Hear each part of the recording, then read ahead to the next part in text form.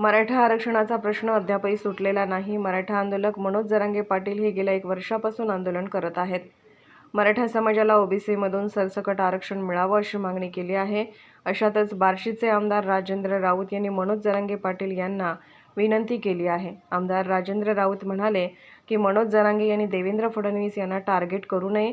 राज्यात 6 प्रमुख पक्ष आहेत. 6 पैकी 3 प्रमुख पक्ष सत्तेत आहेत तर 3 विरोधात आहेत. विरोधात असलेल्या शरद पवार, उद्धव ठाकरे आणि बाळासाहेब थोरात किंवा नाना पटोले यांनी लिहून द्यावं. मराठा समाजाला ओबीसी कोट्यातून आरक्षण देण्यासाठी आमची काही हरकत नाही. हा कागद घेऊन मी ताबडतोब देवेंद्र फडणवीस यांच्याकडे जातो आणि त्यांची देखील सही आणतो, असे विधान बार्शीचे अपक्ष आणि फडणवीसांचे खास असलेले आमदार राजेंद्र राऊत यांनी केले आहे. आमदार राजेंद्र राऊत यांनी जुलै महिन्यात मराठा आरक्षण आंदोलनात महत्त्वाची भूमिका बजावली होती. राजेंद्र राऊत हे देवेंद्र फडणवीस यांचे अत्यंत विश्वासू सहकारी समजले जातात. राऊत यांनी अंतरवली सराटीत मनोज जरांगे यांची भेट घेत उपोषणाला बसू नये अशी विनंती राऊत यांनी केली होती. काम करून कधी त्याची अडचण कोणाला येणार नाही कामाच्या बाबतीमध्ये, परंतु डोक्यामध्ये जे गैरसमज आता काय म्हणलं जातं मला सांगा तुम्ही. भाजपलाच मतदान करा नका म्हणून जरांगे दादा म्हणतात. माझी दादाला हात जोडून विनंती की असं एका माणसाला टार्गेट करू नका, कारण या ठिकाणी 6 पक्ष आहेत प्रमुख, बाकीचे पण आणखी 5-7 पक्ष आहेत, परंतु प्रामुख्यानं विरोधी पक्षामध्ये 3 पक्ष आहेत आणि सत्ताधारी पक्ष. मी आज आवाहन करतो त्यांना, दादांना विनंती करतो की पवार साहेब, उद्धव साहेब आणि काँग्रेसचे नाना पटोले किंवा बाळासाहेब थोरात साहेब यांच्याकडनं जरांगे दादांनी लिहून घ्यायचं की मराठा समाजाला ओबीसीत आरक्षण द्यायला आमची संमती आहे, पाठिंबा आहे. मी देवेंद्र फडणवीसांची सही आणायची जबाबदारी माझी असेल. आता काय बिघडलं मला सांगा, मी आणतो सही, नाही आणली तर मला बोला, नाहीतर मी फडणवीसकडे जातच नाही. चला दिले सुट्टी आणि राजकारण पण सोडलं, आपण बसू घरी. पण विनाकारण या ठिकाणी कुणाबद्दल तिरस्कार आणि टीका करणं वगैरे हे चुकीचं होईल असं माझं मत.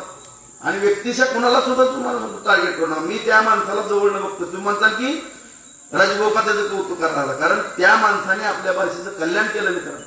कधीच कुठल्या गोष्टीला उपसाची इच्छा. आज किती मराठ्याची जमिनी दिसणार आहेत सांगा. मी काय करू शकत होतो, त्याने समोर उभारले, काय राजभाऊ काय साहेब हे आहे, झाली 700 कोटीला मंजुरी, अमुक पाण्याची योजना, ह्याची नगरपालिकेची 296 कोटीची योजना, तुळजापूरला 376 कोटी रुपये मंजूर. कशाचं लक्ष नाही करू, मागल त्याला पैसे, मागल त्याला निधी.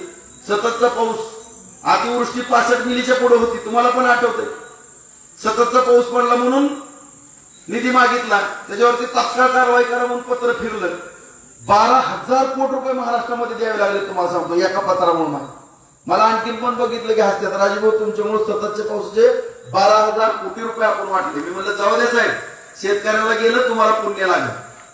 आणि त्या माणसाने काय चूक केली ना मलाच नवल वाटत, का ती ब्राह्मण आहे म्हणून आपण शिव्या द्यायच्या का त्याला. त्यांनी मराठ्याच्या कारखान्याला मदत केली नाही का. मी जबाबदारीने बोलतोय मित्रांनो, मी काय कुणाची असेल चमचेगिरी विचारायचा विषय. आणि त्यांच्या 1 रुपयात मिळणार नाही, मी तुम्हाला सांगतो. 1 रुपया पण त्यांना कधी मागितला नाही. एवढं ती मध्ये काय पण अफवा उठल्या ना, असं झालं खूप बिकी तसल्या तर भानगडीत असेल ना, तर मी विठ्ठलराव तसं पोरगच नाही तुम्हाला सांगतो. एवढ्या जबाबदारीने बोलतो, तसल्यात सुद्धा निंदा नाही मी तुम्हाला सांगतो. पण जे काम केलंय त्याच माणसाचं मी कौतुक करेन. आज नरेंद्र मोदीची गरज आहे मित्रांनो, आपल्याला गरज आहे. नीट बघा देशात. परत आपण असे म्हणसान नाही म्हणलं तर बोला, आम्हाला काही नको, कुठली योजना नको, काही नको, पण आमची फक्त कुटुंब किंवा आम्हाला सुरक्षित ठेवा ही मानण्याची वेळ यायला मित्रांनो. नीट बघा कडनं काय चाललंय देशाच्या. शेवटी देशात या गावामध्ये सुद्धा देशासाठी शहीद झालेले माझे जवान आहेत. 4 जणांनी आपली आहुती बलिदान दिलेलं आहे मित्रांनो. सर्वोच्च समोर मेजर बसल्यात. काय परिस्थिती आहे बघा, बांगलादेशामध्ये काय चाललंय बघा. बघा तुम्ही नीट बारकाईने विचार करा मित्रांनो. भयान काळ येणार आहे 20 वर्षानंतर. कत्लेआम होणार आहे. एकच छत्रपती होऊन गेला, त्याच्यामुळे आज आपण हित आहेत. भविष्यात आपल्याला वाचवायचं जर असेल तर लय सावध वागावं लागणार आहे. हे जे चाललेलं ना विष कालवलं चाललेलं आपल्या देशामध्ये, तुम्हाला सांगतो देशाची परिस्थिती इतकी गंभीर होणार आहे ना, आपण पण भयानक स्फोट करायला बसलेले आहेत आणि भयानक पण सीमा आपल्यावर सुरक्षित करायला बसलेले आहेत. काळ भयानक येणार आहे पुढं. आतापर्यंत अनुदान देणारा, एवढी लोकांची काळजी घेणारा हा भारत देश आहे. कुठल्या बाबतीत कमी पडला, कुठली योजना नाही आपल्याला सांगा. आता सुद्धा नव्यानं मुख्यमंत्री लाडली बहीण योजना आणली. भविष्यात सुद्धा शेतकरी लाडला भाऊ म्हणून योजना येणार आहे. शेतकऱ्या सुद्धा बाबतीमध्ये चांगला निर्णय होणार आणि एवढ्या निर्णय घेणार आहे कुठलं सरकार मला सांगा. आणि तुम्ही गांभीर्याने तरुण पिढी तर खास करून बघा मित्रांनो, आमचं काय बघा, आमचं 25-55, आम्ही 20 वर्ष 25 वर्ष आणखी 75-80 लय झालं. ते पण नीटनेटकं व्यायाम करून राहतो. नंतर आम्ही जर कुठल्या चुकीच्या ठिकाणी गेलो तर आमचा पण 60-65 मध्ये कार्यक्रम होईल. परंतु येणारी पिढी तरुणांना तुमचं भविष्य आहे. तुम्ही काटेरी मुकुट आहे आता तुमच्याकडे. त्याच्यामुळं कुठलं सरकार देशामध्ये असणं, कुठलं सरकारमध्ये आपण सुरक्षित असणं. आज लोकसभेला बघा काय झालं, उद्धव ठाकरेची काय खासदार निवडून आले मित्रांनो, त्याच्या मिरवणुका नीट बघा, सगळं बघा, तुम्ही तपासा. त्यामुळे खऱ्या अर्थानं या मोदी साहेबांची गरज किती आहे, अमित शहाची गरज किती आहे, भारतीय जनता पार्टीच्या सरकारची गरज किती आहे. शेवटी मी किती जरी काय केलं आणि तुमच्या मनात ठरवलंच किंवा नाही आरक्षणाचा मुद्दा आहे, राजभाऊ तुम्ही चुकीच्या पक्षात आहे, तुमचा पण आम्ही कार्यक्रम करू, खुशाल करा, माझं काही हरकत नाही, काही हरकत नाही. मी आयुष्यभर तुमची सेवा करायला समर्थ आहे. तर तुम्ही मला सांभाळलंय पण तेवढं. 5 निवडणुका लढवल्या, 3 पडलो, 2 जिंकलो. ज्या दिवशी पडलो त्याच्या दुसऱ्या दिवशी 8:30-9 मी ऑफिसमध्ये बसलो. कधी पाठ दाखवली नाही मी विरोधकाला किंवा दुश्मनाला, कारण छत्रपतीचा छाव आहे, मी पण मावळा आहे तुम्हाला सांगतो, कधी दाखवणार पण नाही.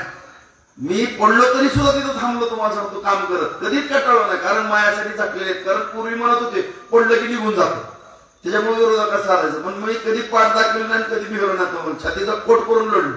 भविष्यात पण तुमच्याकडनं जर तुमच्या मनातला गैरसमज निघलाच नाही आणि तुम्ही जर म्हणत असाल भाऊ ही पक्ष चुकीचा आहे, ती चुकीचा आहे, काय चुकीचं आहे मला सांगा. 4-4 हजार कोटी देणारा पक्ष चुकीचा आहे का? एवढं पाणी देणारा चुकीचा आहे का? 800-150 कोटी रुपये सगळ्या माझ्या माता माऊली रानावनाने भटकत पाणी 1-1 किलोमीटरनं प्यायला आणायचे, त्या योजना दिल्या ती चुकीचं आहे का? एवढा मोठा सोलापूरचा रोड 2 तास पानगावरून सोलापूरला जायला लागायची, पाठीची मनके बाद व्हायची, ही रस्ता चंद्रकांताला दिला ती चुकीचा आहे का? तुळजापूरला आई जगदंबेला जाणारा दिलेला रस्ता चुकीचा आहे का? परांडा रस्ता चुकीचा आहे का? लातूर रस्ता एवढा मोठा दिलेला चुकीचा आहे का? MIDC एवढी चालली चुकीची आहे का? पण काय चुकीचं नेमकं काय केलं सांग? त्या कुठल्या मराठ्याबद्दल अपशब्द कोण बोललं किंवा काय बोललं, या सगळ्या गोष्टीचा विचार करा. कुठं चुकीचं करू नका. सगळ्यात महत्वाचं स्वतःची सुरक्षा पहिल्यांदा बघा. देशाची, देश आहे तर आपण आहे, देश जर नसेल तर आपण शून्य आहे तुम्हाला सांगतो, कोणालाच किंमत नाही. त्यामुळे नेमकं कुणाच्या हातात आणि काँग्रेसची पिलावळ ही नेमकी हायतच कुणाची ती तपासणं गरजेचं आहे तुम्हाला सांगतो. त्याच्यामुळं सगळ्यात सैनिकाचं पहिल्यांदा सैनिकाचं मत घेत जावा प्रत्येकाला. आपण मानतो ना त्यांना, सलाम करतो ना त्यांच्या जीवावरती आम्ही सुरक्षित आहेत म्हणून, पानगाव मध्ये भरपूर आहे, त्यांना विचारा नेमकं कुठल्या सरकारच्या हातात देश सुरक्षित आहे.